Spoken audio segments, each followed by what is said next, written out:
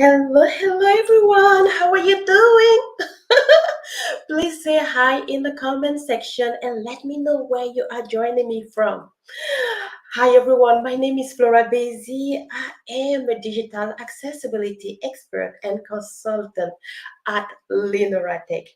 Linoratech is actually an incredible company with the value and mission to help close the gaps in digital products such as website applications and digital content like documents, words, and PowerPoints. We help and coach leaders and developers understanding better how to create and build products that are inclusive and accessible to all, and that include people with visible and invisible disabilities. Now, enough about linear tech. Let's talk about today's topic, shall we? And please don't forget, don't be shy. Drop in the comment section a little hi and just let us know where you are joining us from. Okay, today's topic is gonna be all about empowering, amplifying, and excelling by crafting really a successful, inclusive digital world. And I have the perfect guest speaker to talk about that. Her name is Veronica. She is an incredible woman. She is a DEI consultant and speaker. If you are not aware with the acronym DEI, it just stands for dis- uh, there you go. I'm losing my thought. Diversity, equity, and inclusion. You know what? I will just stop talking and bring on board Veronica. Hello, Veronica. Hi. Hello, comment ça va? Hey, Bella. Good morning from Hong Kong. Good evening if you're in the US or in Europe, because I know that we all have different time zones. We definitely have different time zone. Today we won't be able to take you directly the question during the session, but we will make sure to address them accordingly in the comment section. I am super excited to have Veronica here. By the way, she speaks 6 languages. She has done a lot of things. Her journey is just incredible. She has published books. You know what? I am gonna just stop here again. You know me, I love to talk. So don't feel shy. Say hi to Veronica. Veronica, please introduce yourself and tell us why you're passionate about doing what you're doing. Absolutely. So, as Flora mentioned, I'm a diversity, equity, and inclusion consultant and also a public speaker. The DEI world, diversity, equity, and inclusion, is very broad. You can talk about many, many things from gender to disability to accessibility. So, there are many, many things. But my true passion is in cultures and cultural agility. And I'm going to explain why. Since I was a little girl, I've been traveling the world because of my dad's job. And so every 4 years or so, my family moved countries. So we moved from Spain to France to Brazil to the Netherlands to then, when I was by myself, to Italy. And in the past 20 years, I have been living in China. First in Taiwan, then China, Shanghai, and now Hong Kong. And so culture has been a very big part of who I am, living in different countries, learning different languages. That's why I speak French among other languages. And one thing that was very close to my heart is the fact that every time I moved to a new country, I always felt that I didn't belong at first. And so I felt that I was the person who was excluded, the person who needed to learn the language, the person who needed to speak the culture as well to be able to fit in. And so it's no wonder that when I've been working all these years, leading multicultural teams has been a big part of what I do, whether it was leading regional teams in Asia Pacific or whether it was connecting back Asia to North America, to the US. And there are a lot of challenges that come with that, a lot of challenges, which means that a lot of people like myself, for whom English is not a first language, or they come from a different culture, it's always a bit difficult to fit in. And my mission is to make sure that regardless of your background, where you come from, where your language is, or your history is, you're able to fit in. Because when we work together cross-culturally, it's more challenging, but the opportunity is bigger. And so this is a very long answer on why I do what I do. And I'm passionate about cultural agility. Oh, I love it. I love it. I think that it gives us a good chance to really know who you are. And to be honest with you, I can totally relate with you. As I grew up in Africa, my family also moved from one place to another place, and that created an identity within me, because I was always in different places. It was beautiful, but at the same time, as you mentioned, sometimes I felt excluded, right? Because I was never kind of speaking the right language or having the same thought as the culture will approve in that specific place, or maybe different color skin, it was a little bit iffy. So totally can relate to that. And I'm pretty sure that even for some people who might not have traveled, moving from one job to another job is as if you're moving from one culture to another culture, right? And then you feel again the need to fit in, show value quickly, and there are processes that you might not understand, and you can tell that some people are rolling eyes like, what are you talking about? And you're like, oh my goodness, I'm sorry, I'm not from this company. I just moved from a different company with a different culture, different element, different network, kind of give the same. So I think that what is important here is what you said beautifully. How do we all work together even though we are coming from a different space, or maybe a different age, or maybe a different culture, or maybe just simply, we move from place A to place B, there's always something, right? But you mentioned something that was also quite interesting. And you said, because I love inclusion, and I know you're passionate also about inclusion. You said something before to me that, to be inclusive to all and embrace success with inclusion, you must be self included. I hope I'm saying that right. But I was like, oh, wait a minute. Talk to me, Veronica. Explain that part. And I'm pretty sure that the audience would love to know also what that means. Because from my understanding, you're telling that if you want to have more success in inclusion, in initiatives and projects around inclusion, you must start with yourself first. So, yes, I want to hear your thought. Absolutely. And to be honest, this is quite a new idea. I didn't read it anywhere, or I didn't extract it from anything. It was really a thought, a reflection that I had, because very often we talk about diversity in the context and inclusion in the context of including others. But really, the first person that you have to include to be able to be really inclusive and have this inclusive mindset is yourself. And what I mean by this is starting with the very simple concept of self love, and really looking at the mirror and loving the person that you see for who you are, with your weaknesses, and also with your strength, and for your uniqueness. One thing that I love saying is 1 in 8 billion. That's how special you are, because there are 8 billion people in the planet, and there is only one you. Ooh, And so this concept means loving yourself, but also more than loving is almost like an acceptance that this is who you are. This is Veronica, who Veronica is. And it sounds very basic, but to be honest, it's my experience, and many people, particularly if you come from underrepresented groups, that you're often trying to fake, you're often trying to mask in order to fit in. Let me give you some examples. My personality, my preference is more of an introvert. And working for big multinational American companies, where most people, not everyone, I don't want to generalize, but a lot of people have a very type A personality. They are very aggressive, they're very vocal. I always felt that I had to change my personality, and I had to be this type A personality and be more aggressive.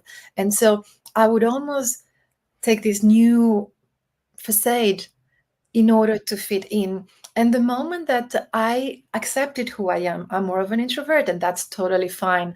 And English is not my first language, so it's fine if I make little mistakes when I speak a language that is not my native language. And so, for a lot of people, I think accepting who you are rather than trying to have a presence and trying to have a look and trying to pretend is really the very first step of inclusion. yes. Ooh, I love that. And I think that a lot of people will. resonate with that. I think as a human, we are always trying to fit in to the point that we lose a sense of the authentic us. To your point, some people are very introvert, some people are extrovert, some people are more like go-getter, some people have to, stay still and analyze the different things.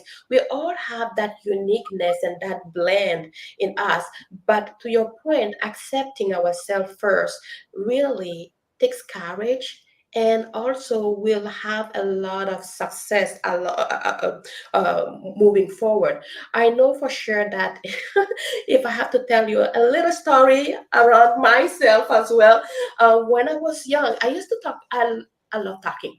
That's just me. Period. That's just me. But there are places where I'm very shy. I'm very quiet, but not always. Most of the time, I'm okay talking with people. But when I grew up, also, my sister, she's 1 year older than me. She's really beautiful, really mysterious. So everyone was attracted to her. She's very shy. She doesn't talk much. And so at some point, people started comparing me and her. And that sometimes also happen in business, where you will see you get hired by the management, by the leader, or you are a leader, and then you can feel a bit of comparison happening. Like you can sense that, like they will say, but this person is able to finish this on time or whatever, and then you feel like you have to push. I, with my sister, at some point, her being shy and being mysterious, people started comparing me. And I said, you know what? I am going to stop talking. I am going to be shy and mysterious, Flora. Let me just tell you, it didn't work. I was miserable in that character. That was not me. I felt totally out of control at some point, couldn't express myself even where I felt like my voice could have been heard. Fast forward with the job, in the job setting, when you train to embrace a character that is not you, you really have to ask yourself a question. I did try at some point also to embrace a new character in my job, because she was given a lot more, but she was not sleeping at night. She would take up hours because she was single and she wanted to prove herself. I have a family, I have a husband, I have so many things behind the scene. I cannot take 8 hours extra in my day to contribute to the job that I needed to do. So at some point, I felt like it was unfair that we were comparing myself with the other person who wanted to talk, to take a little bit more because she has the capacity to do that. But it comes to what you said. Know who you are, just be blunt, authentic, know who you are, know your strength. You did mention something around self branding. And I think that you said that when you know yourself, when you create the branding around yourself, ooh, I was waiting for this conversation to unfold and for you to give us a little bit more insight. And I want to ask the audience, have you seen a situation where you felt like you needed really to blend in? Have you seen a situation where you felt like you were compared, with another peers that probably had uh, brought more value, or maybe they were in the space for a long time, or whatever it is? Do you feel like having that comparison is fair for different people with different ability? I feel like it's not fair because we are all unique and different, but I understand that companies want to see result, and I think that outcome is more important, but you have also to pay attention to the value of the outcome. Okay, Veronica, let me know, what do you think about self-branding, and how does that help us being really more impactful within our organizations? Mhm. Absolutely. So, to connect the dots from where we're coming from, we were talking about really embracing yourself. And as a consultant, I love this idea that it's not about a cultural fit, it's about a cultural add. Because Every individual has uniqueness, has their own diversity that they can bring to the table. And so that's the way of connecting the dots. You are the cultural add. And how does this connect to personal branding? Well, once you really embrace who you are and you have this acceptance that your diversity is what makes you valuable, then it's really about creating a brand around it. And by brand, I mean, how do you want to be seen? How do you want others to perceive you? What value do you add? What's your value proposition? How do you help others? So all of this is part of branding, and it takes a lot of time, to be honest, to craft these perfect mission statement or value proposition. Of I like to simplify by saying I help X do Y with Z. For example, in my case, what is my value proposition? I help heads of people or CEOs to unlock the potential of their teams through diversity, equity, and inclusion. So I'm going to challenge everyone in the audience to try like this little framework. I help X achieve Y with Z. And that helps you to start thinking about what is your personal branding? How do you want to be seen by others? One thing that's very interesting when you really start to craft this personal branding of yours is that it's going to be very different from anyone else's. And a very good sign that you're doing a good job is when you look at, let's talk about LinkedIn, because that's my main platform, and it is as well for many people. If your profile could be copy pasted and someone else could have it, I would say you still have an opportunity to work on it. If your profile is very unique and someone who knows you very well, almost looking at this profile without seeing your name, they know that it's you, then that's when you start to thinking, okay, I'm starting to nail this thing of personal brand.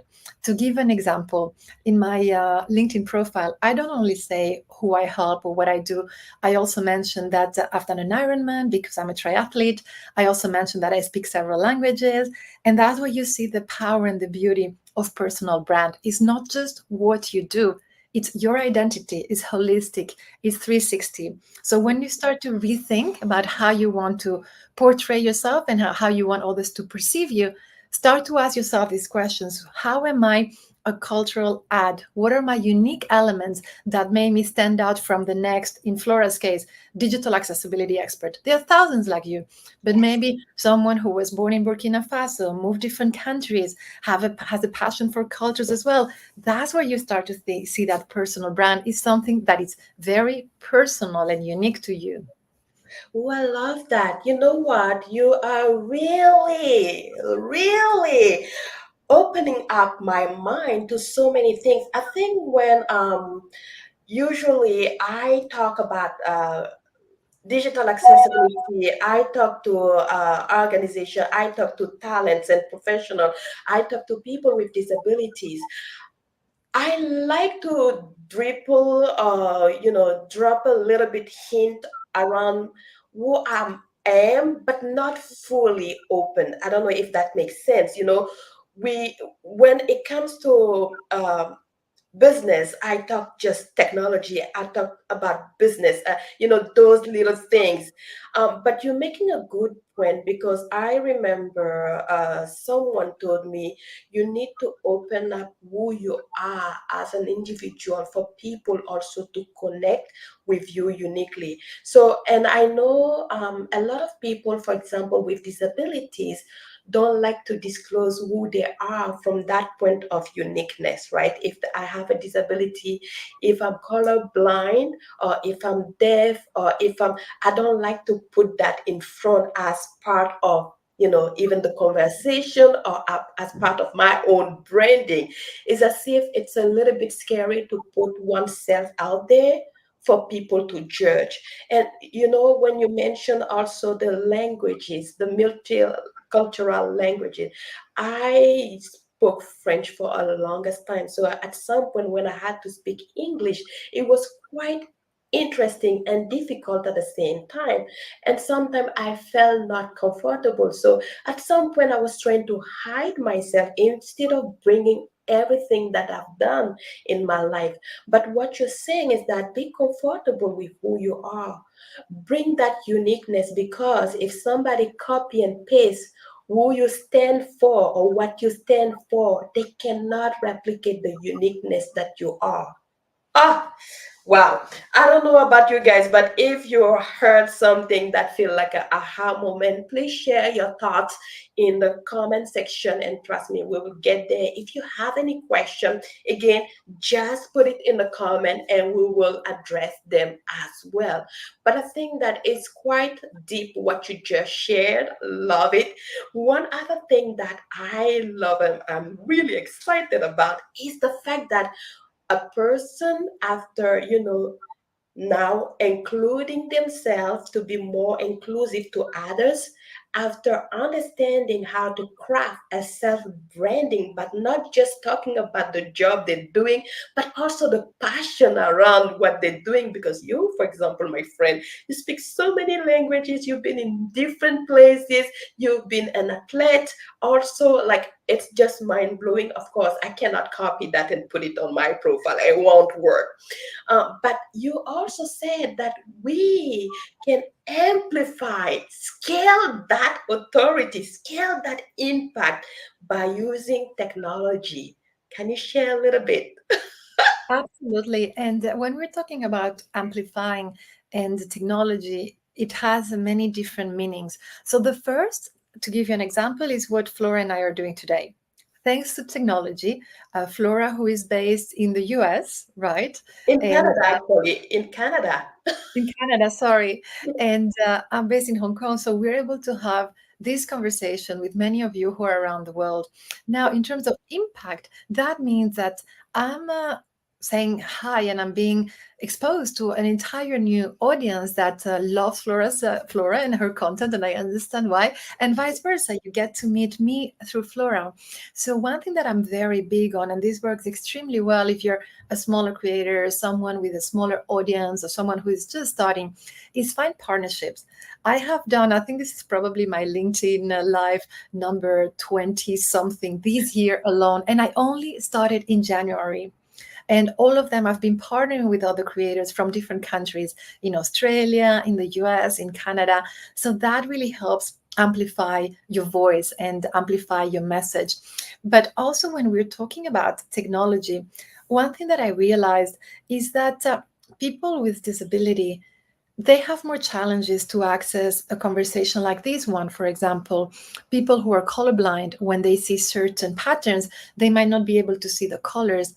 And as I started to become a more experienced creator, and for context, I started writing online around 17 months ago. And I started to learn because I'm very curious, and I encourage everyone to be curious. And by curious, I mean, how do I create a carousel?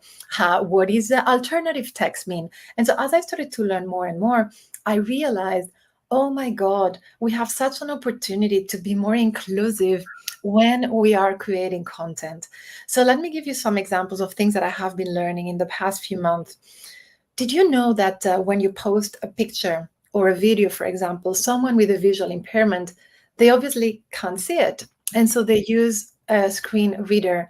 And by doing something as simple as clicking onto Alt, which stands ALT, which stands for alternative text, and explaining what do you see? Brunette woman with a white shirt with a background in a living room, that person has now access to that image. So that's just one example.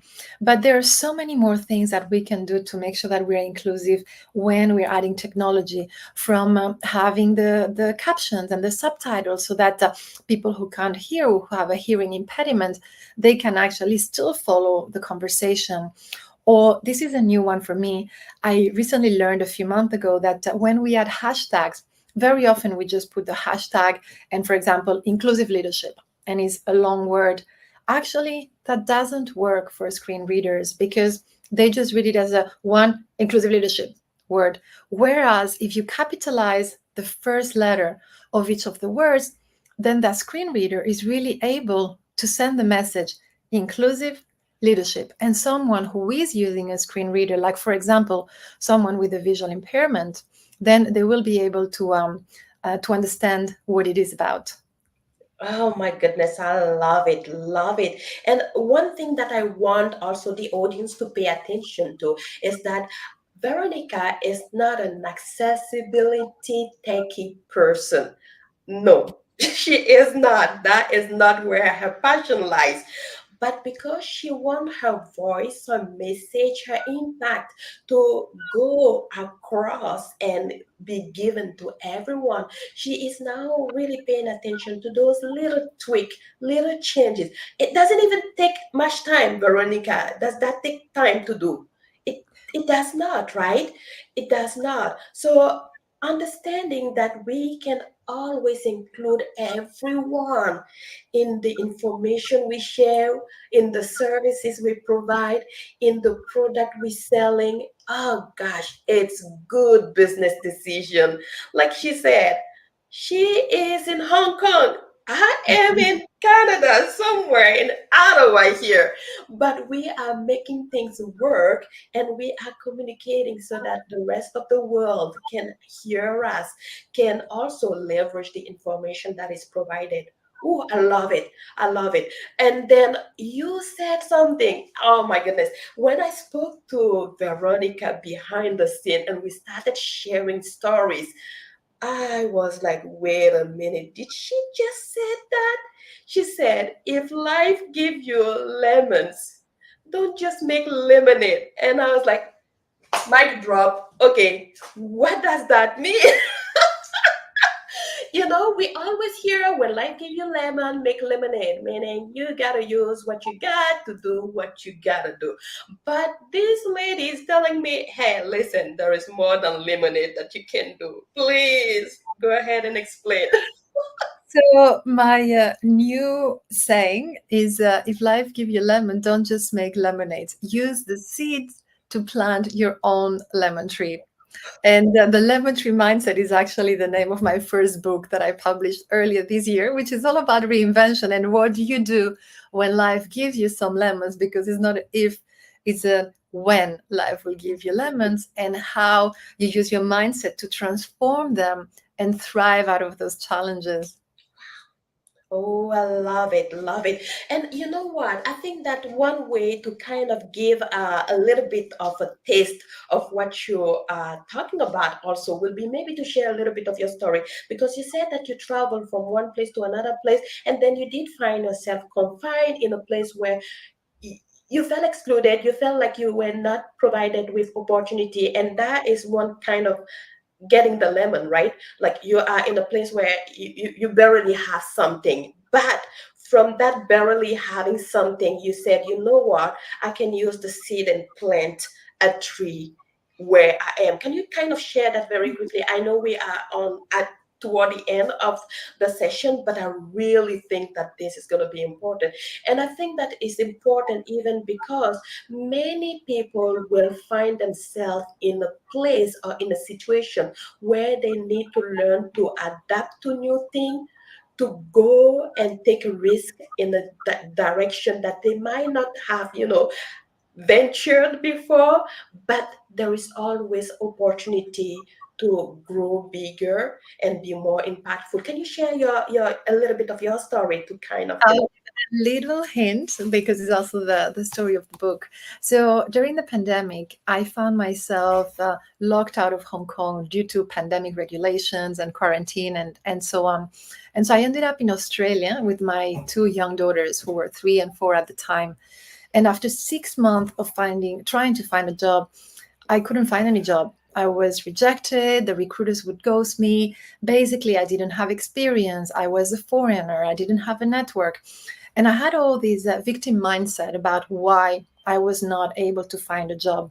And one day I just had this switch in mindset and I said, I cannot be the victim anymore. What is the story I want to tell my daughters when they grow up? For me, that was the trigger. And so I started to really turn things around and say, well, if recruiters don't see my value, I can actually go out there and speak on podcasts and write articles and share my point of view on LinkedIn, for example, and share my value. If I have all this free time because I'm unemployed, I'm going to use it to study. And I started to study about technology, about inclusion, about digital accessibility. And so I started to turn the mindset into from an I don't have to I do have, and I'm going to own it. At the time, I said as well, oh, I don't have a network. Well, I'm going to create a network. I don't have to wait for people to knock on my door. And so I started to pitch to podcasts, to shows, to magazines, and so on. This was 17 months ago. And it's really been, for me personally and professionally, a reinvention. I didn't have a job. Well, I created mine, I created my business, and now I'm a consultant. And so my message is really try to unlock your potential through your mindset, because very often what we see as a challenge is really covering for a new opportunity, and it's up to you to uncover it or perhaps create it. Love it. Love it. There you go. There you have it. When life gives you, if life gives you a lemon, you can actually use the seed to create the whole tree. Make your prosperity, create your abundance where you are with what you have. And I think that what you said that was so beautiful is that you need to change the narrative in your mind. Don't say I can't, it's impossible, they don't want it, they will not accept it. Change it. What if they can? What if I can? What if it's possible? What would I do next? Shift that mind. And just to tell you, accessibility is quite easy. So if you're telling that is hard, change the narrative again. All right, so thank you so much, Veronica. Where can people connect with you? So you can find me on LinkedIn with the same name. If you're interested, you can also find my books. The Lemon Tree Mindset is the one that we've been talking about today, and you can find it on Amazon. And if you're a writer, I'm also on Medium. So these are my main channels. Perfect. And I think that we can also put the link of the book in the comment section. So just check the comment section. You should be able to find the link directly to Amazon. So go ahead, purchase the book, because I can tell you this lady, she knows what she's talking about. She has walked the walk, and she is doing, literally all she can to provide incredible value. All right. Goodbye, everyone. And if you have more questions, just let me know, and we'll see you next time. Bye bye.